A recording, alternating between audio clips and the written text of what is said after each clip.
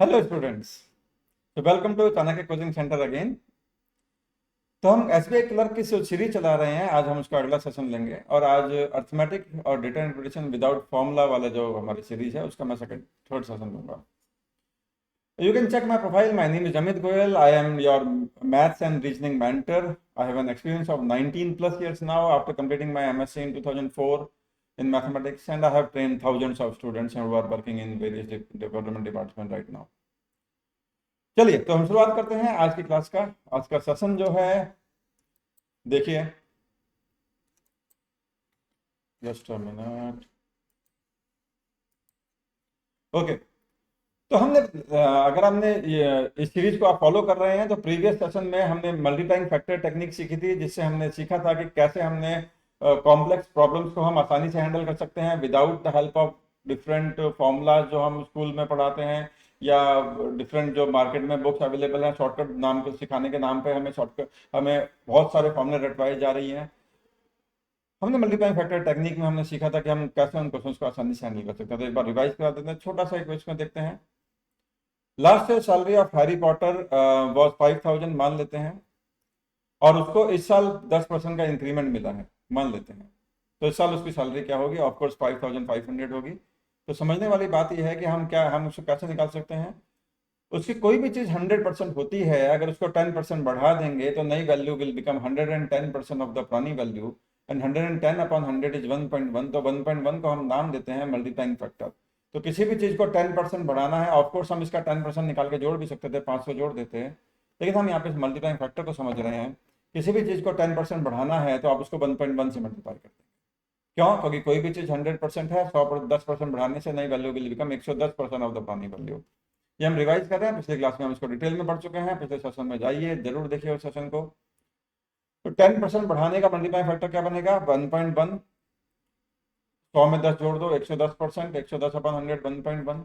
और अगर 10% घटाना हो तो 0.9। 100 में 10 घटा दो, 90%, 0.9। 20% बढ़ाना है तो 1.2। 100 में 20 जोड़ दो, 120% हो जाएगी। New value will be 120% of the पुरानी वैल्यू, एंड 120 अपॉन 100 बिकम्स 1.2। और बाई चांस 20% घटाना पड़ जाए, डिक्रीज करना पड़ जाए, तो नई value will become 80% of the पुरानी value, and 80 upon 100 is 0.8। Similarly 15% बढ़ाने का मल्टीप्लाइंग फैक्टर 1.15 बनेगा, 115% हो जाएगी नई वैल्यू, 115 अपॉन 100 1.15। और बाई चांस 15% घटाना पड़ जाए तो यानी कि नई value will be 85% of the पुरानी value, and so.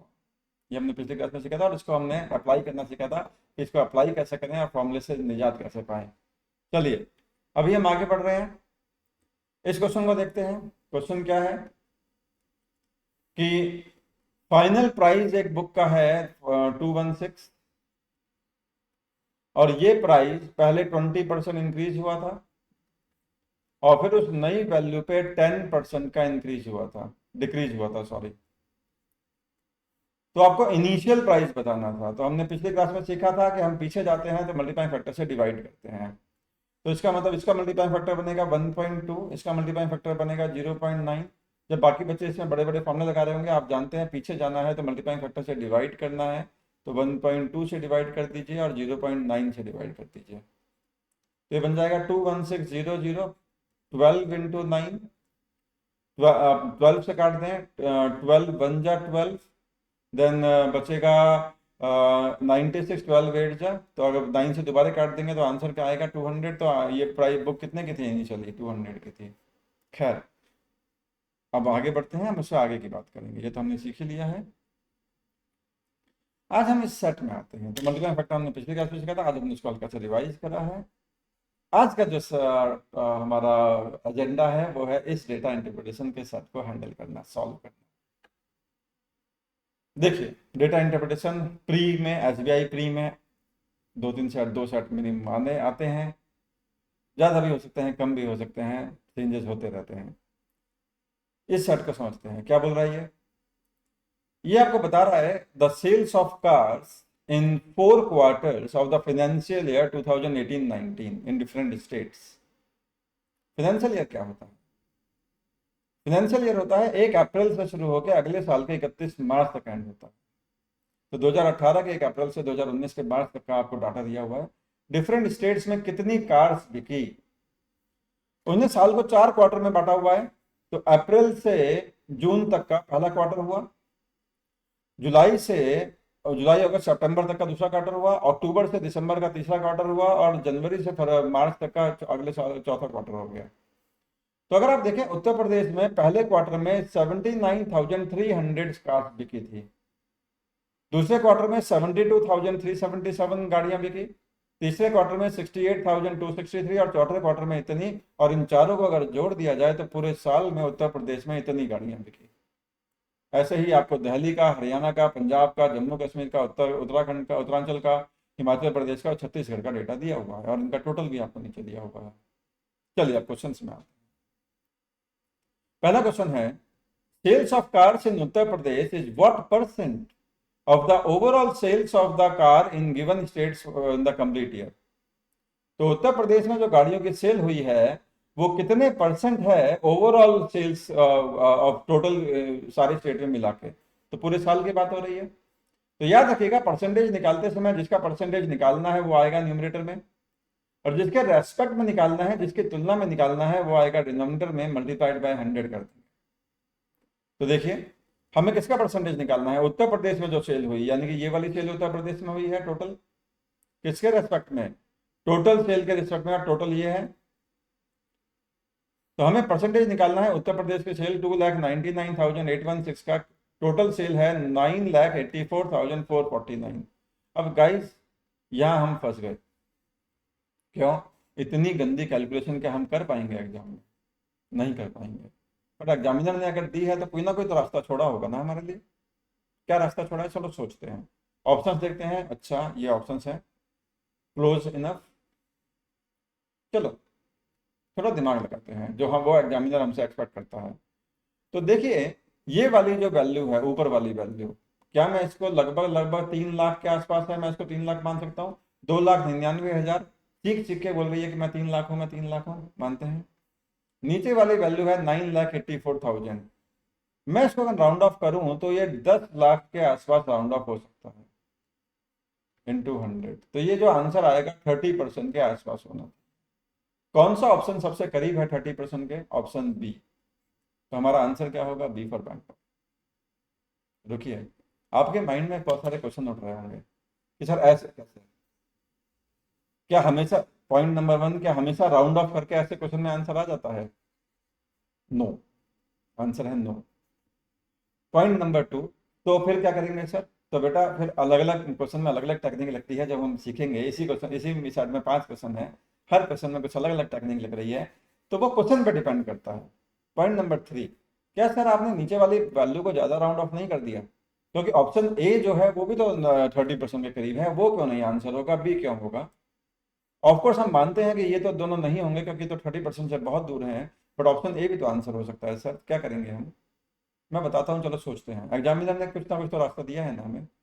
Examiner is not a fool, don't question his ability, है ना। उसने क्वेश्चन बनाया है तो सोच समझ के बनाया होगा। तो देखो सोचो, मैंने ऊपर वाली वैल्यू को तो 3 लाख कर सकते हैं, उसमें तो कोई दो राय नहीं है, वो तो आप भी एग्री करेंगे। लेकिन नीचे वाली वैल्यू को मैंने 10 लाख माना है, बोले कि वो 9,84,000 थी, उसमें थोड़ा फर्क है। तो सोचिए, असल जो डिनोमिनेटर है वो मेरे माने हुए डिनोमिनेटर से मामूली सा छोटा है, तो इसका मतलब असल आंसर मेरे माने हुए वैल्यू से जो आंसर आया उससे थोड़ा सा बड़ा होगा। देखिए दोबारा समझिए मैं क्या बोल रहा हूँ।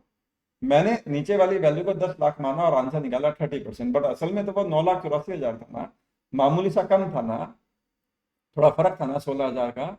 10 लाख के मामले में 16,000 मामूली फर्क माना जाएगा, बट था तो ना। तो अगर क्योंकि असल डिनोमिनेटर छोटा था तो असल आंसर बड़ा आएगा। अब जानते हैं डिनोमिनेटर घटता है तो ओवरऑल वैल्यू बढ़ती है, तो इसका मतलब ये आंसर जो होगा it should be little greater than 30%। तो 30% से मामूली सा बड़ा होगा। तो इन ऑप्शन ए और सी बी में कौन सा ऑप्शन 30% से मामूली सा बड़ा है? Option B. तो मेरा आंसर ए तो नहीं हो सकता ना, बी ही हो सकता है।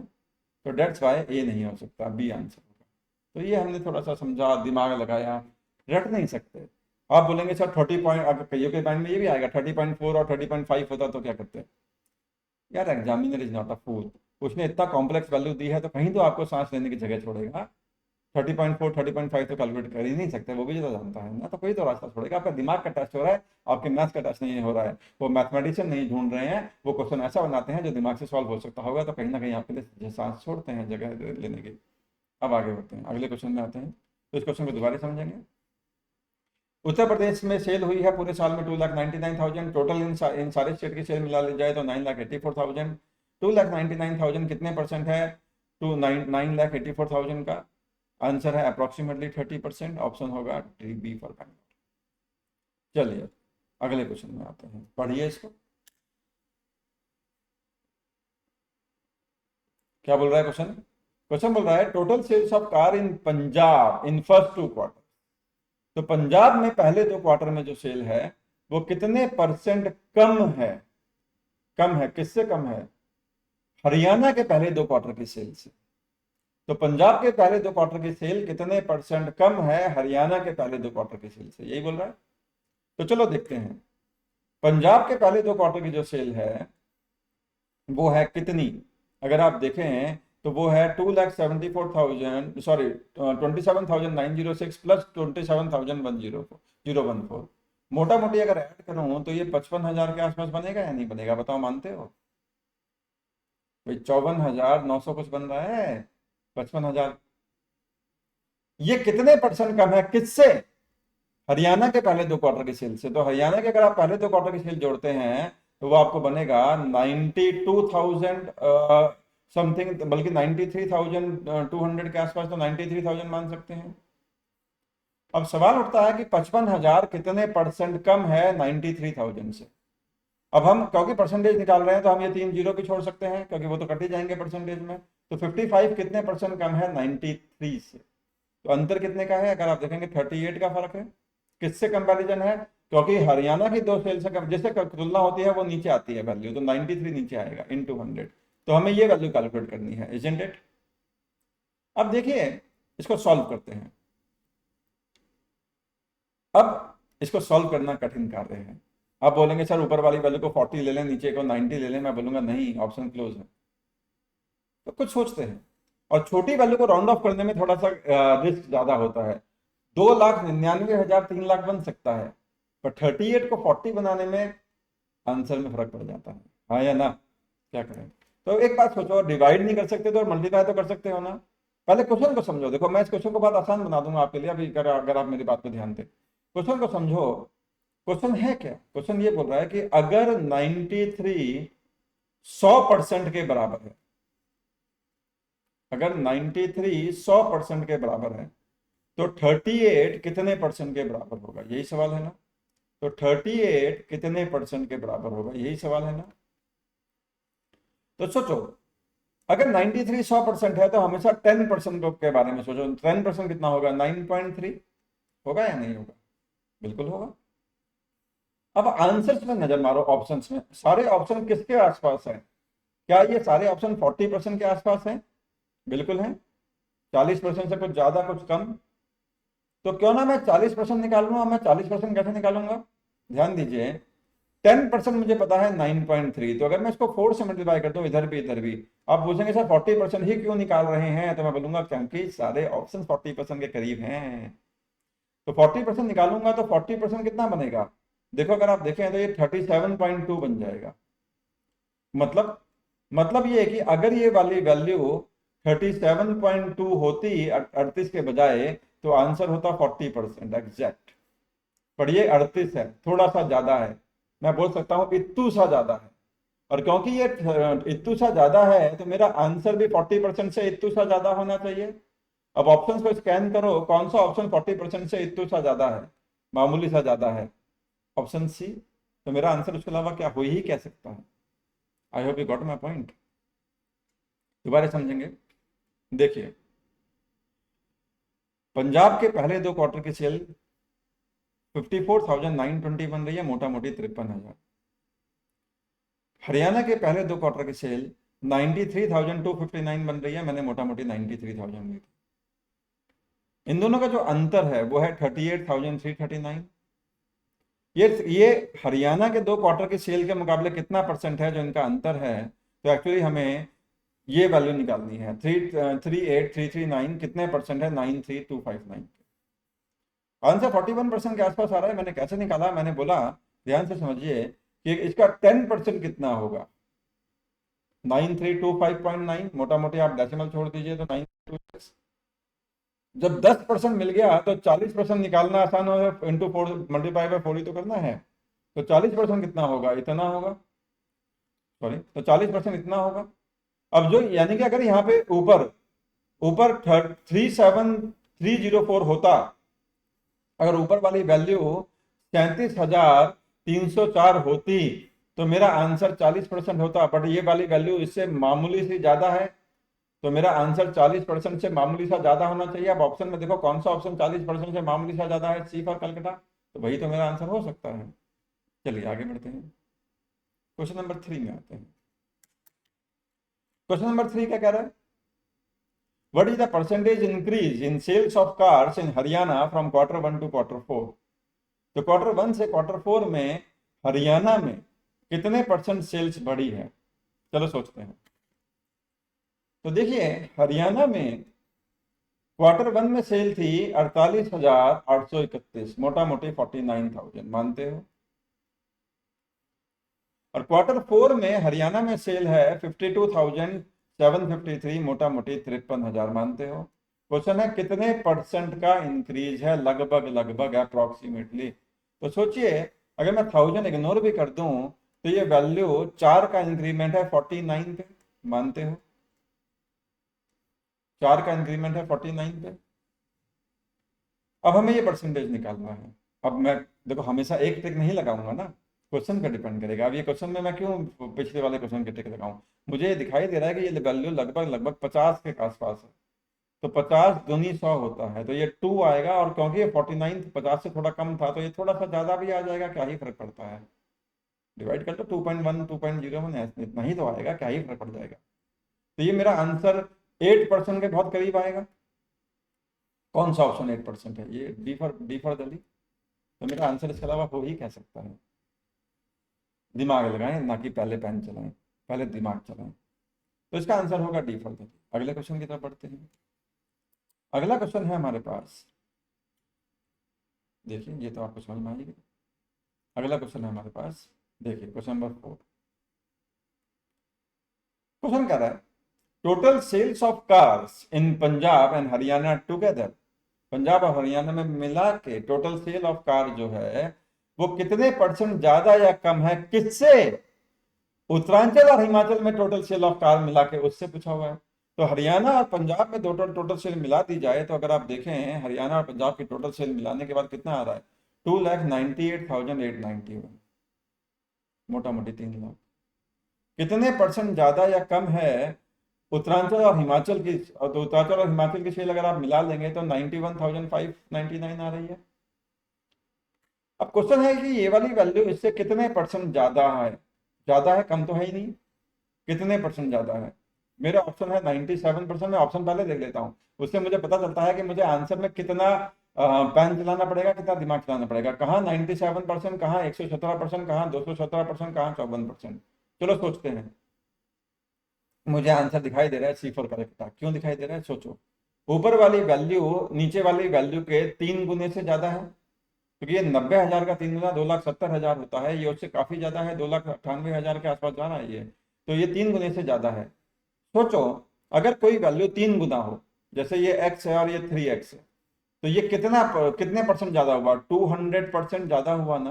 क्यों? अगर ये 100 है और ये 300 है तो ज्यादा कितना है? 200% ज्यादा है। 200 ज्यादा है 100 पे, तो 3 गुना होना मतलब 200% ज्यादा होना। 3 गुना से भी ज्यादा हो जाना मतलब 200% से भी ऊपर आंसर आना चाहिए। अब कौन सा ऑप्शन 200% से भी ज्यादा है? Option C. तो इसके अलावा मेरा आंसर हो ही कह सकता है। एक बच्चा तो एकदम पूरा कैलकुलेट करेगा फिर आंसर में पहुंचेगा, दूसरा बच्चा बोलेगा यार सर ये तो तीन तीन गुने से भी ज्यादा है, 3 गुना मतलब 200%। अब कोई बच्चा सोचेगा 200 क्यों? बेटा एक 100 था, एक 300 था, ज्यादा कितना हुआ? 200 ज्यादा। 200 ज्यादा है 100 पे, 200 ज्यादा है परसेंट, 100 पे परसेंट, 200% ज्यादा है। 3 गुने से भी ज्यादा, 200% से भी ज्यादा, यानी कि आंसर होगा C for Calcutta. Got my point? तो समझिए डिफरेंस इतने का है। रिक्वायर्ड परसेंटेज आप देखो ऐसे भी निकाल सकते हैं, बट बहुत ज़्यादा टफ हो जाएगा। क्वेश्चन नंबर 5 में आते हैं। क्वेश्चन नंबर 5 क्या कह रहा है? If the sales of car in Chandigarh in financial year 20 quarter 1 is 15% more than that in quarter 4, तो चंडीगढ़ में 15% ज्यादा है क्वार्टर 4 से, then what will be the sales of car in Chandigarh in financial year 20 in quarter 1? और यानी कि अगले साल के पहले क्वार्टर में क्या बोल रही है, क्वेश्चन को समझे। चंडीगढ़ में चौथे क्वार्टर में सेल कितनी है? 8,773 गाड़ियां बिकी हैं। अगले साल 15% सेल बढ़ गई, अगले साल नहीं अगले क्वार्टर में, यानी कि अगले साल के पहले क्वार्टर में सेल 15% बढ़ गई, तो बताइए कितनी सेल होगी। चलो देखते हैं। 8,773 में पहले तो 10% जोड़ेंगे, इसका 10% होता है 877.3, मानते हो? पॉइंट आप इग्नोर कर सकते हो। और 5% भी जोड़ेंगे तो 5% इसका आधा हो जाएगा, तो इसका आधा कितना होता है? 438.6 के आसपास। पॉइंट के बाद आप वैल्यू इग्नोर कर सकते हैं। तो अगर आप इसको जोड़ेंगे तो आपकी वैल्यू आ रही है 10,088 पॉइंट समथिंग। तो 10,088 के नियरेस्ट आंसर कौन सा है? Option D. तो मेरा आंसर यही होगा ना। तो मैंने क्या करा, 10% और 5% जोड़ दिया। 15% के लिए 10%, 10% कितना होगा? एक पॉइंट लगा दो, जीरो है तो जीरो कम कर दो, नहीं तो पॉइंट लगा दो। और उसका आधा होगा 5%, उसका आधा कर दिया 5%, 10% और 5%, 15% जोड़ दिया, हम यहाँ पहुंचे, आंसर डी मेरा होगा। Got my point? देखिए आप सीधा 1.15 से भी मल्टीप्लाई कर सकते थे, मल्टीप्लाइंग फैक्टर। किसी भी चीज को 15% बढ़ाना है तो नई value will be 115% of the पुरानी वैल्यू, और 115/100 1.15 मल्टीप्लाइंग फैक्टर बनेगा, मल्टीप्लाई करा आंसर। चलिए, that's all from my side today. Thank you for turning. कोई डाउट हो तो हमसे बात करिए, हमसे मिलिए, बात करिए, टेलीग्राम चैनल हमारा ज्वाइन करिए। तो मिलते हैं अगले सेशन में। एसबीआई सीरीज की ये जो एसबीआई क्लर्क के लिए हम ये सीरीज चला रहे हैं, इसको मिस मत करिए। That's all from my side. Bye bye, thank you.